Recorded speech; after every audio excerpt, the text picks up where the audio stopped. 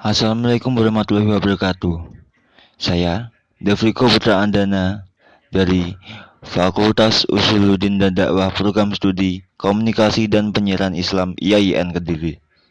Saya akan mengulas materi mata kuliah Filsafat Umum. Definisi filsafat. Secara etimologi, istilah filsafat berasal dari bahasa Arab, yaitu falsafah, atau juga bahasa Yunani yaitu filosofia atau philen, cinta, dan sophia, kebijaksanaan. Jadi bisa dipahami bahwa filsafat berarti cinta kebijaksanaan, dan seorang filsuf adalah pencari kebijaksanaan, pencipta kebijaksanaan dalam arti hakikat.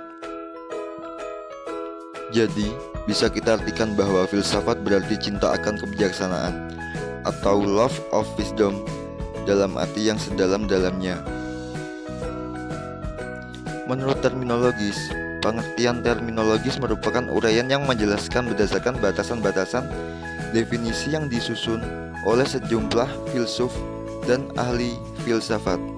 Filsafat secara umum, kajian masalah umum dan mendasar tentang persoalan seperti eksistensi, pengetahuan, nilai, akal, pikiran, dan bahasa. Pengertian filsafat menurut para ahli. D.C. Mulder berpendapat bahwa filsafat ialah pemikiran teoritis tentang susunan kenyataan sebagai keseluruhan. Ilmu filsafat itu mengabstraksi susunan kenyataan dan membuat susunan itu menjadi sasaran pemikirannya.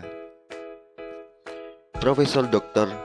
Fuad Hasan, guru besar psikologi UI, menyimpulkan filsafat adalah suatu ikhtiar untuk berpikir radikal. Artinya, mulai dari radiksnya, suatu gejala, dari akarnya, suatu hal yang hendak dimasalahkan.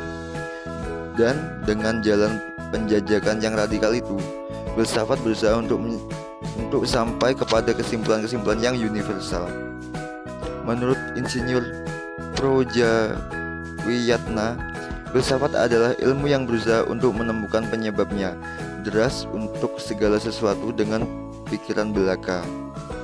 Ciri-ciri berpikir filsafat: radikal, berpikir sampai ke akar akarnya, universal dan umum, berpikir secara umum atau berpikir tentang hal-hal serta sesuatu proses yang bersifat umum. Sistematis, berpikir dengan konsep keterkaitan berdasarkan azas keteraturan untuk mengarah suatu ke tujuan tertentu.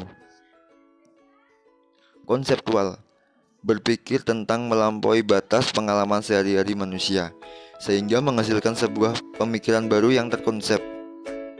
Koheren, berpikir sesuai dengan kaidah berpikir logis pada umumnya, dengan saling mengaitkan antara satu konsep dengan konsep lainnya. Rasional, harus mengacu dengan aturan berpikir yang benar, dapat diterima dan masuk akal.